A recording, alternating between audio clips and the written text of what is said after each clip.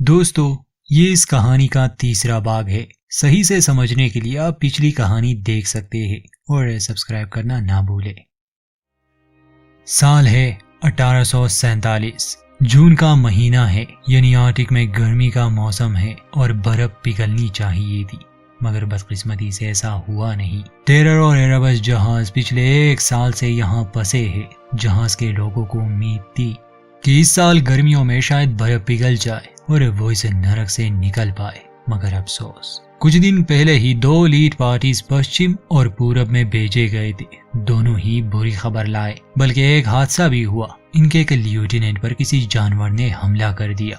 हड़बड़ी में इन लोगों ने एक एस्कीमो को शूट किया, जिसे वो जहाज पर ले आए। उसका इलाज ना हो सका और उसकी जान चली गई। उस आदमी की एक बेटी भी थी जो इस समय एरेबस पर है। तो इस बार शुरुआत होती है और हमें कुछ दिन बाद का समय दिखाया जाता है। उस जानवर का डर जहाजियों को सताने लगा था और हर वक्त कोई ना कोई जहाज के पहरे पर मौजूद रहता, मगर इन्हें मालूम नहीं था कि ये कोई भालू नहीं बल्कि कुछ और है, इनकी सोच से भी परे। आज पहरा देने के लिए सालोवन नामी मरीन खड़ा था। ये उस लीड पार्टी में भी मौजूद था जब उस जानवर ने हमला किया था और लेफ्टिनेंट गौर की जान चली गई। तब जॉर्जी उसके पास आता है और कहता है कि मुझे यकीन है आज रात वो भालू फिर से नजर आएगा। सालोवन की ये ख्वाहिश थी कि जब उस भालू की शिकार के लिए टोली भेजी जाए तो वो उसका हिस्सा रहे। वो ये भी कहता है कि डॉक्टर गुडसर को नहीं पता उसने क्या देखा था, मगर मैं जानता हूँ वो क्या था। वो कोई भालू नहीं था। एरेबस जहाज पर उस एस्कीमो की लाश को उसी के कपड़ों में लपेटा जा रहा था। तभी उन्हें उसके कपड़ों में एक तिलिस्मिक चीज मिलती है जिसे वो हाथी दांत समझते हैं, और कीमती भी। वो एक जानवर के आकार में बना था। ना वो भालू लग रहा था, ना ही कोई इंसान। खैर, उस समय गुडसर आते हैं और उन लोगों से कहते हैं कि इस आदमी के सामान को अंदर ही रखो। लाश के साथ ये जो चीजें इस आदमी के कपड़ों से निकले थे, ये इसलिए इसने अपने पास संभाल के नहीं रखे थे कि ये बहुत कीमती थे। भला की स्कीमों से इससे क्या लेना देना, क्योंकि यहाँ पैसों का लेन देन तो नहीं होता।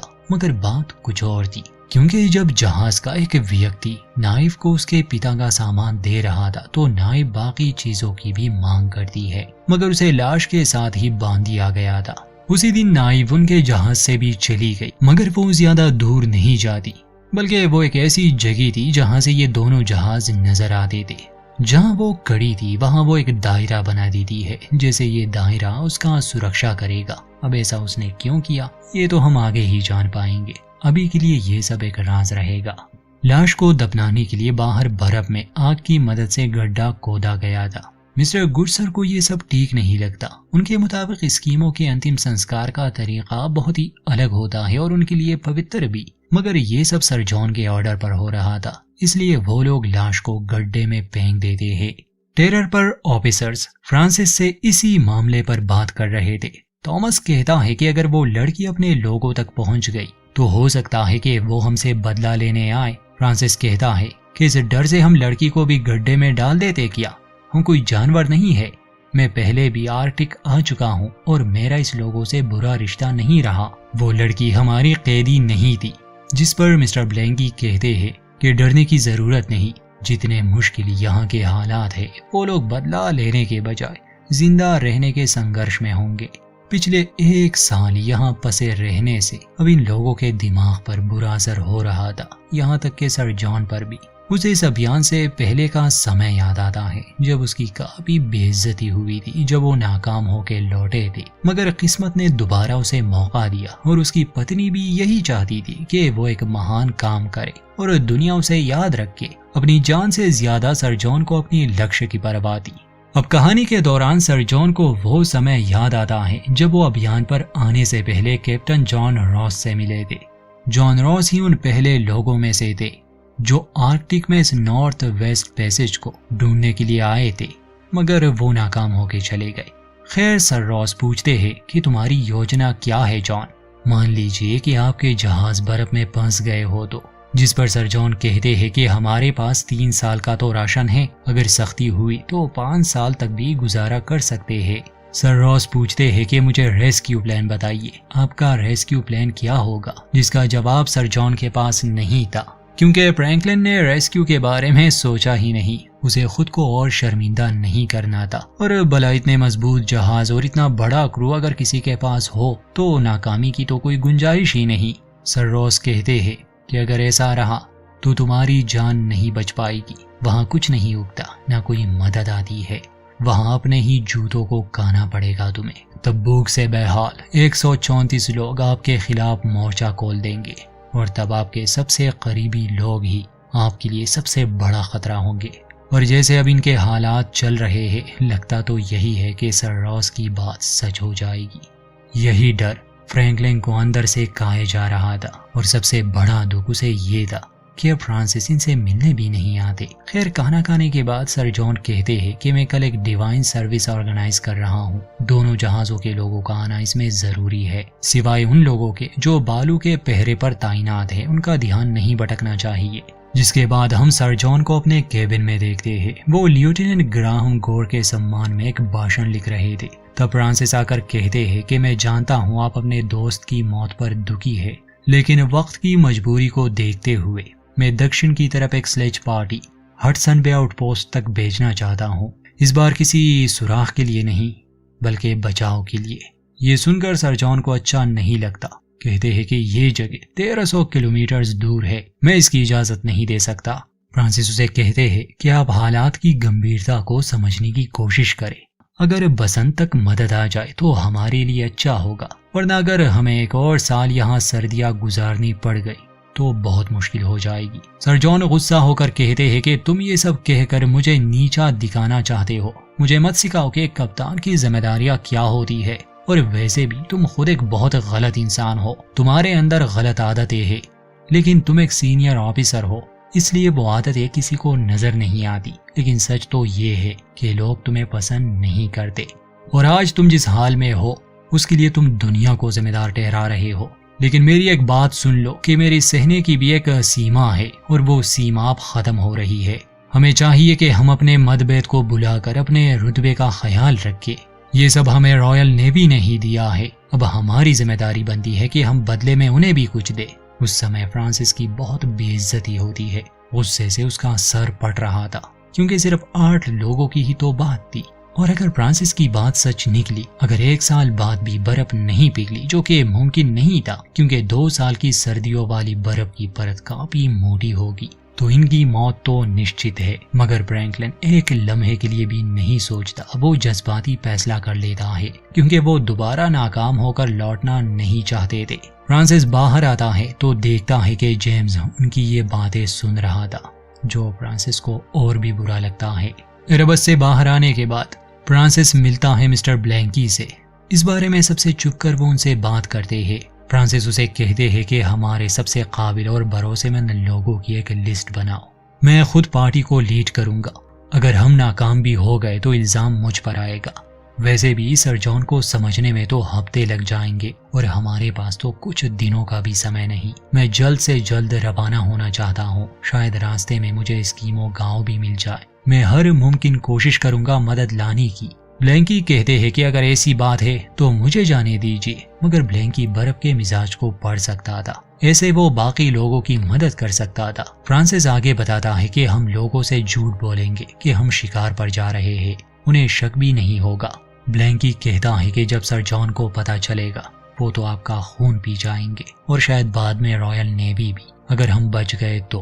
फ्रांसिस कहता है कि पी जाए खून, मुझे परवाह नहीं, लोगों को बचाना ही मुझे जरूरी लगता है। नीचे रसोई में टेरर का बावर्ची गिबन्स एयरबस के बावर्ची मिस्टर वॉल से खाने को लेकर बात करने आए थे। वो बताते हैं कि केन्स में मौजूद खाना सड़ रहा है। मैं यहाँ पूछने आया हूँ कि अगर यहाँ भी यही हाल है तो तुमने इसका कोई हल जरूर निकाला होगा, इसलिए भाईचारा दिखाओ और मुझे बताओ इसका हल क्या है, वरना हम दोनों मिलकर ही इसका कोई समाधान निकाल लेंगे। जिस पर मिस्टर वॉल्स उसका मजाक बनाते हुए कहते हैं कि इसमें नमक डालो। ये इस बात को तो बहुत हल्के में ले रहे थे, मगर खाना खराब होना एक बहुत बड़ी बात थी, और आगे तो हालात और भी बदतर हो जाएंगे।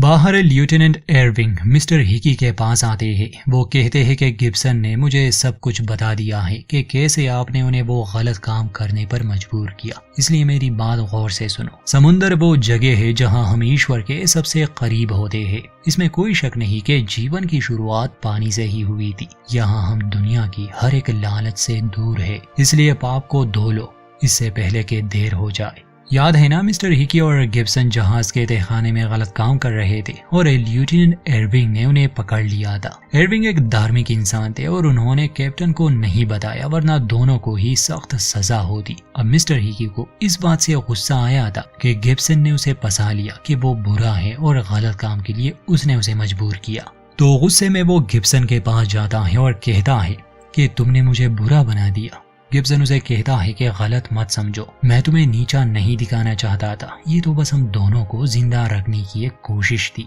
हिकी कहता है कि मैं इतना भी गिरा हुआ इंसान नहीं हूँ। कुछ दिन पहले सर फ्रांसिस ने मुझे एक ड्रिंक ऑफर की थी, बात की उन्होंने मुझसे, शायद उन्हें मुझ में कुछ दिखा था। हिकी का रुतबा सबसे कम था तो उन्हें बहुत कम इज्जत मिलती, बल्कि मिलती ही नहीं। इस जमाने में रेसिज्म कोई बड़ी बात नहीं थी। मिस्टर हिकी की बातों से ये लग रहा था कि वो इसका बदला जरूर लेगा। अब अगली सुबह सर जॉन उस टेंट का जायजा लेने जाते हैं जिसे भालू के शिकार के लिए लगाया गया था। चारे के लिए जहाज के चूहों को मारकर लटकाया था और 4 से 5 लोग बंदूक लिए भालू के इंतजार में बैठे थे। सर जॉन उनका हौसला बढ़ाते हुए कहते हैं कि ईश्वर हमारे साथ है। जिसके बाद गुडसर सभी के ग्रुप फोटो लेते हैं। अब ये सभी टेंट में बैठे थे कि तभी बाहर पहरे पर खड़ा आदमी टेंट के ऊपर गिरता है और वो देखते हैं कि उसका सर धड़ से अलग था। सभी बौखलाकर चारों तरफ गोलियां चलाने लगे, मगर उन्हें सिर्फ उस जीप के गुर्राने की आवाज आ रही थी। ये भयानक मंजर देखकर सर जॉन वहां से भागने की कोशिश करते हैं, लेकिन वो जीप उन्हीं के पीछे था। उस समय फ्रांसिस टेरर में बैठा था। सर जॉन के लिए अपना रिजाइन लेटर लिख रहा था क्योंकि आज रात वो कुछ लोगों के साथ यहाँ से निकल जाता। गोलियों की आवाज सुनकर फ्रांसिस सैनिक भेजने के आदेश देता है। सर जॉन एरबस से मदद मांग रहे थे, मगर वो मदद को पहुंचा पाते इससे पहले ही उस जीप ने सर जॉन पर हमला कर दिया। वो उनकी एक टांग काट देता है और फिर उसे घसीटते हुए उसी गड्ढे में फेंक देता है जिसमें उस स्कीमो की लाश को फेंका गया था। एक दर्दनाक मौत के सिवा ये कुछ नहीं था। अपने आखिरी समय पर सर जॉन को अपनी पिछली जिंदगी की यादें आने लगी। जेम्स जब अपने साथियों के साथ पहुंचा तो उन्हें आसपास सिर्फ खून ही खून नजर आया। सर जॉन की टांग ही बची थी वहां, बाकी वो उस गड्ढे में थे जिससे उसे निकालना नामुमकिन था। कुछ समय बाद हम देखते हैं सर जॉन की कटी हुई टांग को कॉफिन में रखा गया क्योंकि उनका शरीर पानी में गायब हो चुका था। जहाज पर सभी घबराए हुए थे, अपने कप्तान को लेकर दुखी भी थे। मरीन्स इस बारे में बात कर रहे थे कि उस स्कीमो के मरने के बाद ही ये सब शुरू हुआ। एक नाविक कहता है कि वो एक भालू है और वो सिर्फ अपनी भूख मिटाने के लिए शिकार करता है। भला वो हमारे बेहतरीन लोगों को कैसे निशाना बना रहा है, उसे कैसे पता चलता है वो तो एक जानवर है। इस सब का उस स्कीमों से कोई लेना देना नहीं हो सकता। मगर क्या वाकई ऐसा था? क्या वाकई ये सिर्फ एक आम भालू था या कोई जानवर? खैर, मरीन सर जॉन के सम्मान में एक अलविदाई गीत गाते हैं जहां सभी एक दूसरे की हिम्मत बढ़ाते हुए नजर आए। अब सर जॉन की मौत के बाद अभियान की सारी जिम्मेदारी फ्रांसिस क्रोजियर की थी, इसलिए शाम को सभी ऑफिसर्स की मीटिंग में फ्रांसिस मिस्टर ब्लैंकी को आदेश देते हैं कि वो रेस्क्यू पार्टी को लेकर दक्षिण की ओर निकल जाए और लेफ्टिनेंट फ्यूरिया पार्टी को लीड करेंगे। सर जॉन की मौत से जेम्स बहुत ही भावुक था। वो गुस्सा होकर कहते हैं कि हमने सर जॉन को खो दिया है, आपको फर्क नहीं पड़ता। मैं आपसे विनती करता हूँ कि कम से कम एक दिन के लिए हमारे लोगों को शोक मनाने दीजिए।